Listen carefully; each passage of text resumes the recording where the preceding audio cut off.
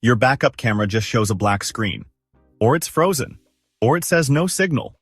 Before you drive to the dealer and spend money you don't need to spend, try these 3 fixes first.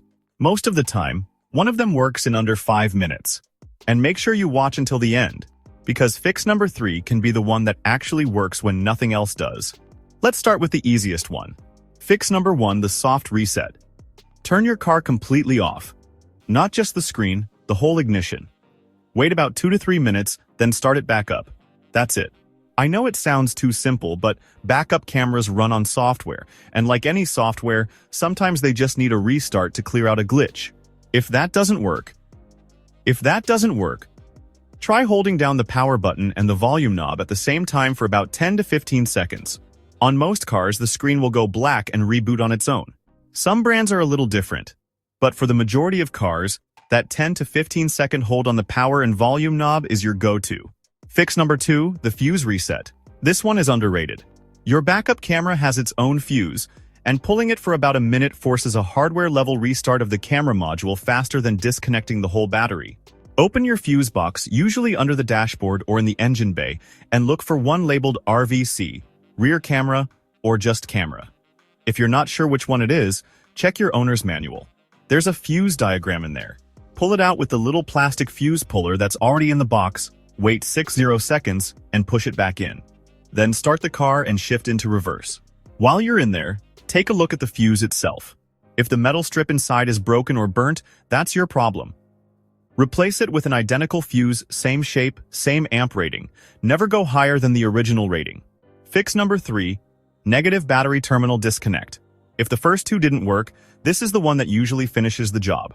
Disconnecting the battery does a full reset of every electronic module in the car, not just the screen, but the actual camera control unit as well. It clears out anything a simple reboot can't reach.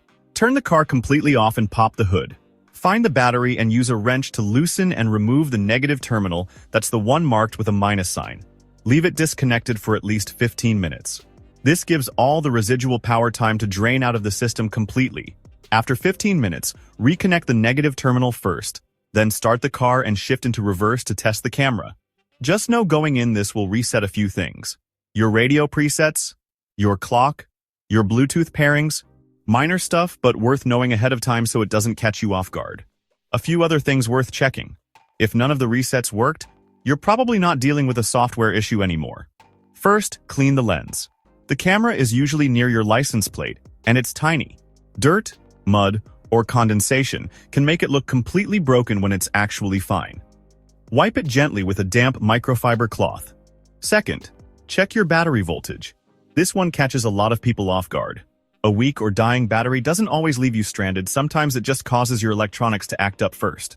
Your backup camera needs stable voltage to work properly, and if the battery is dropping below what it should be, you'll get glitches, a slow screen, or a completely blank camera feed.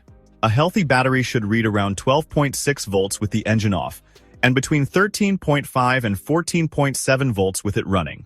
If you're also noticing slow cranking when you start the car, dimmer lights than usual, or a battery that seems to drain faster than it used to test the battery before assuming the camera itself is the problem. If you've tried all 3 resets and the camera still isn't working, at that point, it's either the camera module itself or something in the wiring that needs a proper diagnosis. But honestly, most of the time it's just a glitch, and one of these fixes handles it. Hope this saved you a trip to the dealer. If it did, drop a comment below and let me know which one worked for you.